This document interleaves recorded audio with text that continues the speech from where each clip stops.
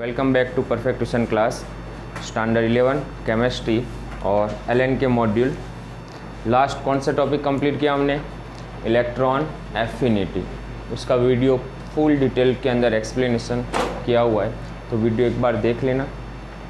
और उससे आगे चलो, आज एमसीक्यू सॉल्व करेंगे बिगिनर बॉक्स 5। तो एलएन के मॉड्यूल को ही कंप्लीट करेंगे हम। चलो सबसे पहले इलेक्ट्रॉन एफिनिटी के जो की पॉइंट है एमसीक्यू के लिए, क्या याद रखोगे ना वो। तो अगेन की पॉइंट देख लेते हैं हम। इलेक्ट्रॉन एफिनिटी, दूसरा नाम क्या है इलेक्ट्रॉन एफिनिटी के लिए? Electron gain enthalpy delta H easy. Electron gain enthalpy. चलो फर्स्ट की पॉइंट याद रखना, सिंपल से उसकी डेफिनेशन। इलेक्ट्रॉन गेन एंथैल्पी क्या होती है? तो आइसोलेटेड एटम के अंदर जब इलेक्ट्रॉन ऐड करेंगे हम, electron added in isolated gaseous atom, energy is release. ये जो एनर्जी रिलीज हो रही है वही एनर्जी को हम क्या बोलेंगे? इलेक्ट्रॉन एफिनिटी या इलेक्ट्रॉन गेन एंथैल्पी। ये क्या होगा? आइसोलेटेड गैसियस एटम होना चाहिए।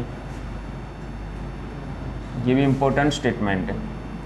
तो आइसोलेटेड गैसियस एटम के अंदर जब इलेक्ट्रॉन ऐड करेंगे तो क्या होगी? एनर्जी रिलीज हो रही है और उसी को हम बोल रहे हैं, उसकी इलेक्ट्रॉन एफिनिटी बोलेंगे।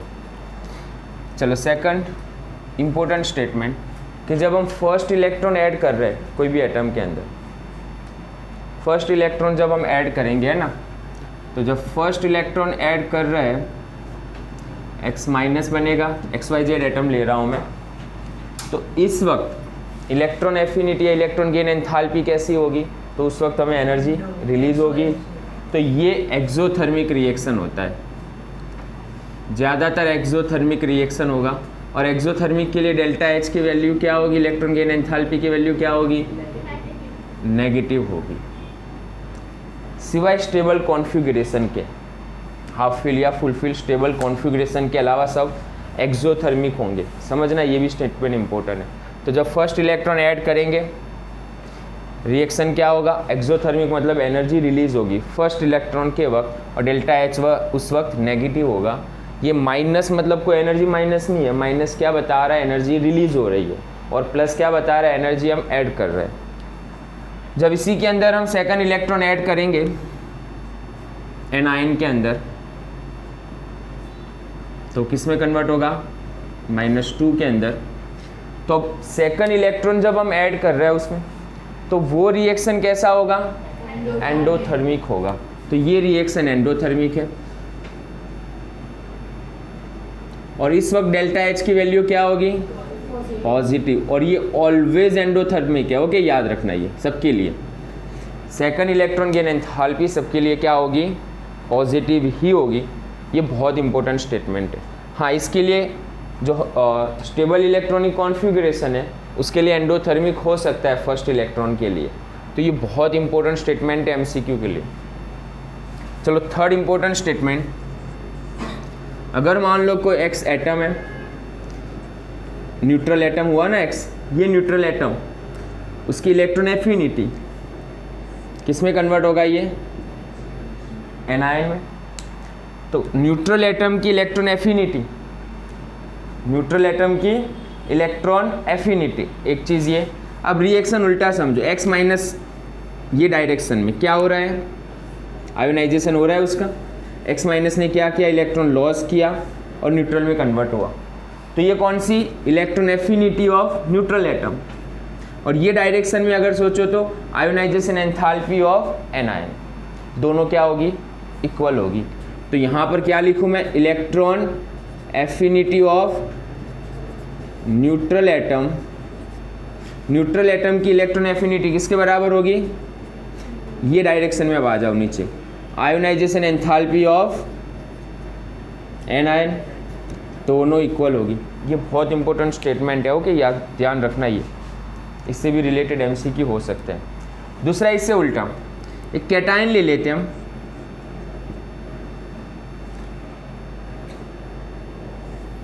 कैटाइन क्या कर रहा है यहाँ पर? इलेक्ट्रॉन गेन कर रहा है, और किस में कन्वर्ट हो रहा है? कैटायन ने जैसे इलेक्ट्रॉन गेन किया न्यूट्रल में कन्वर्ट होगा। कैटायन ने इलेक्ट्रॉन गेन किया, न्यूट्रल में कन्वर्ट हुआ। चलो ये क्या बोलेंगे? कैटायन की इलेक्ट्रॉन एफिनिटी बोलेंगे इसे। कैटायन क्या कर रहा है? इलेक्ट्रॉन गेन कर रहा है। तो किसकी इलेक्ट्रॉन एफिनिटी हुई है? इलेक्ट्रॉन एफिनिटी ऑफ कैटायन कितनी होगी? चलो यही रिएक्शन को रिवर्स करो। यही रिएक्शन जब हम रिवर्स कर रहे हैं तो न्यूट्रल एटम क्या कर रहा है? यहाँ पर इलेक्ट्रॉन लॉस कर रहा है। ये डायरेक्शन में सोचो तो आयोनाइजेशन हुआ, तो किसके बराबर होगी?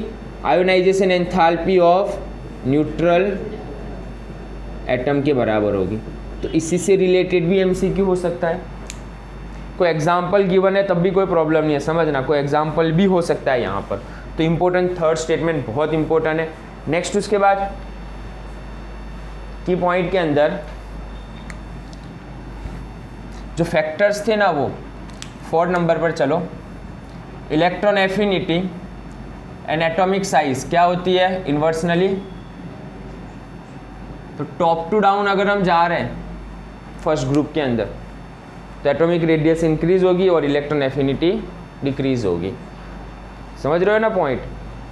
फर्स्ट के अंदर टॉप टू डाउन जा रहे हो, एटॉमिक रेडियस क्या होगी? सीजियम की एटॉमिक रेडियस सबसे ज़्यादा, तो उसकी इलेक्ट्रॉन एफिनिटी क्या होगी? सबसे कम होगी। तो अगेन ये फर्स्ट ग्रुप के लिए, सेकंड ग्रुप के लिए इंपॉर्टेंट एमसीक्यू है। ओके, नेक्स्ट उसके बाद एक और वेरिएशन देखना है हमें।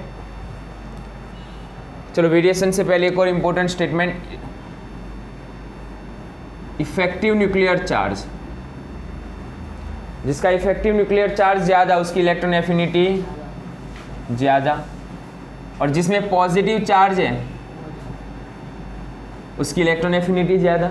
यहाँ पर भी समझना, जो कैटायन है उसकी इलेक्ट्रॉन एफिनिटी ज़्यादा होती है एनायन से। क्यों? क्योंकि कैटायन प्लस का चार्ज है, वो इलेक्ट्रॉन आसानी से अट्रैक्ट करेगा।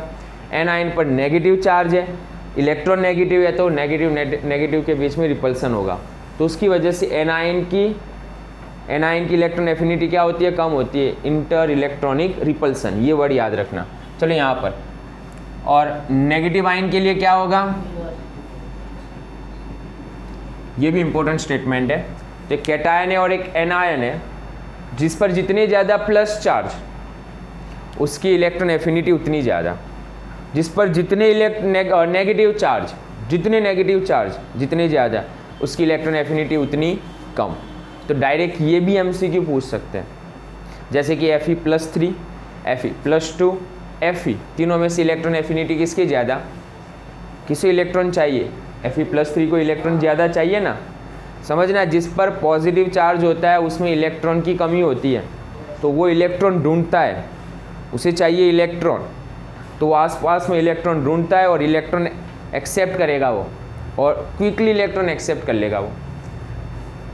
तो एक और इम्पोर्टेंट स्टेटमेंट तुम्हारे लिए, यहाँ से भी एमसीक्यू बन रहा है। एक और 6 नंबर की पॉइंट, हाफ फील्ड एंड, बोलो इसके लिए क्या होगा? हाफ फील्ड और फुल फील्ड जिसका इलेक्ट्रॉनिक कॉन्फ़िगरेशन है उसकी इलेक्ट्रॉन एफिनिटी ज़्यादा या कम? तो हाफ फील्ड है स्टेबल है, फुल फील्ड है स्टेबल है, तो उसे चाहिए इलेक्ट्रॉन? नो। तो हाफ फील्ड या फुल फील्ड के लिए इलेक्ट्रॉन एफिनिटी क्या होगी? इन्वर्सनली होगी। इसका एक बढ़िया सा एग्जाम्पल भी पढ़ाया था मैंने तुम्हें। बोलो कार्बन की इलेक्ट्रॉन एफिनिटी नाइट्रोजन से क्या होती है? ज़्यादा होगी, क्योंकि नाइट्रोजन में क्या होता है? Half field. तो नाइट्रोजन की इलेक्ट्रॉन एफिनिटी क्या होती है? कार्बन से ज़्यादा होगी। कार्बन की इलेक्ट्रॉन एफिनिटी नाइट्रोजन से ज़्यादा होगी, क्योंकि नाइट्रोजन में क्या है? हाफ फील्ड कॉन्फ़िगरेशन होता है, 3 इलेक्ट्रॉन है, तो ये आसानी से इलेक्ट्रॉन एक्सेप्ट नहीं करेगा, ये आसानी से कर लेगा। नेक्स्ट उसके बाद 7 नंबर पर, ये बहुत इंपॉर्टेंट, सेकंड पीरियड के अंदर वेरिएशन क्या है? तो सेकंड पीरियड के अंदर मैंने तुम्हें एक लास्ट क्लास में सीक्वेंस लिखाई है। सेकंड पीरियड के अंदर तो सबसे ज़्यादा सबसे कम इलेक्ट्रॉन एफिनिटी किसकी? नियॉन। सेकंड उसके बाद बेरिलियम, देन नाइट्रोजन। और ये तीनों की इलेक्ट्रॉन एफिनिटी कैसी होती है? बोलो, ये तीनों एंडोथर्मिक है। ये वाली चीज़ बता रहा हूँ मैं तुम्हें कि फर्स्ट इलेक्ट्रॉन जब वो एक्सेप्ट कर रहा है तो हर बार एक्सोथर्मिक नहीं है, ये तीनों के लिए क्या होगी? एंडोथर्मिक होगी। क्यों? क्योंकि ये फुल फील्ड है, ये हाफ फील्ड है, बेरिलियम फुल फील्ड है 1s2 2s2, तो s के अंदर 2 इलेक्ट्रॉन भरे हुए हैं। तो इसके लिए अगर इलेक्ट्रॉन इसे एक्सेप्ट करना है तो एनर्जी देनी पड़ेगी। फर्स्ट इलेक्ट्रॉन की बात कर रहा हूँ मैं। नेक्स्ट उसके बाद कौन आ रहा है? Boron, then lithium. ये भी इंपॉर्टेंट स्टेटमेंट था। बोलो इसके लिए रीज़न क्या बताया था हमने? बोरॉन के अंदर इलेक्ट्रॉन कहाँ पर जा रहा है? p ऑर्बिटल में जा रहा है। लिथियम में कौन से ऑर्बिटल में इलेक्ट्रॉन जा रहा है? s ऑर्बिटल में। तो अट्रैक्शन न्यूक्लियस से नज़दीक कौन है? s orbital. तो p ऑर्बिटल की वजह से इसकी इलेक्ट्रॉन एफिनिटी से कम हो गई, तो लिथियम की इलेक्ट्रॉन एफिनिटी ज़्यादा है। रीज़न क्या है? इसमें s ऑर्बिटल में इलेक्ट्रॉन जा रहा है, तो लिथियम की इलेक्ट्रॉन एफिनिटी बोरॉन से ज़्यादा। नेक्स्ट उसके बाद 3 और आ जाएंगे। कौन कौन से थे? आ रहा है ये वीडियो में? तो और कौन आ जाएंगे 3 लास्ट में? Carbon, oxygen and fluorine. तो सबसे ज़्यादा इलेक्ट्रॉन एफिनिटी किसकी है? फ्लोरीन की है। और सबसे कम किसकी है? नियॉन की। मोस्ट इम्पोर्टेंट ऑर्डर याद रखना है ये। अभी ऑर्डर आगे पीछे भी कर सकते हैं, मतलब 4 एलिमेंट कोई ले ले और फिर उसे अरेंज करो तो, लेकिन तुम्हें ये कंपलसरी याद रखना है। ओके। और सब में रीज़न आ रहा है, ऐसा नहीं है कि ऐसे ही आंसर दे दिया है, सब में रीज़न है।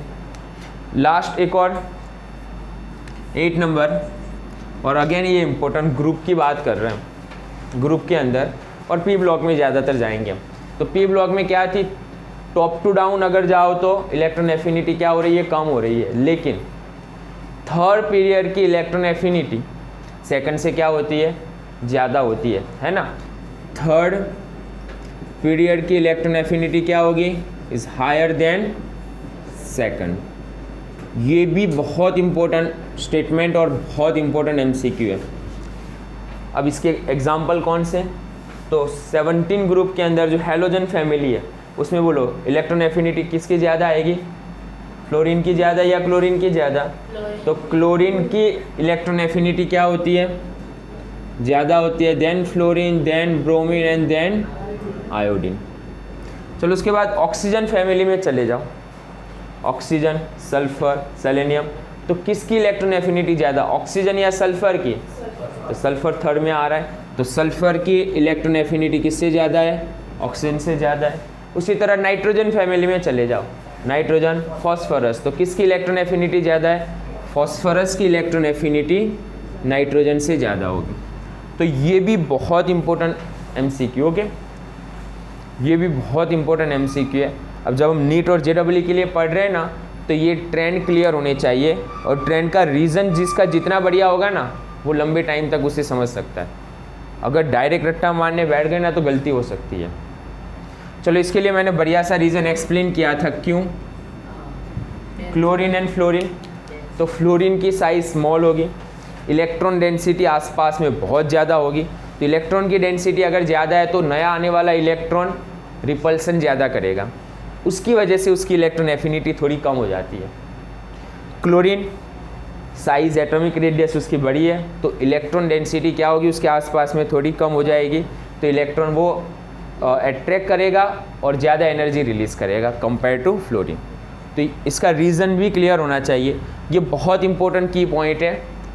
डायरेक्ट जो तुम शॉर्ट नोट बनाते हो ना एमसीक्यू सॉल्व करने के लिए, तो ये वाली नोट्स होनी चाहिए तुम्हारे पास भी।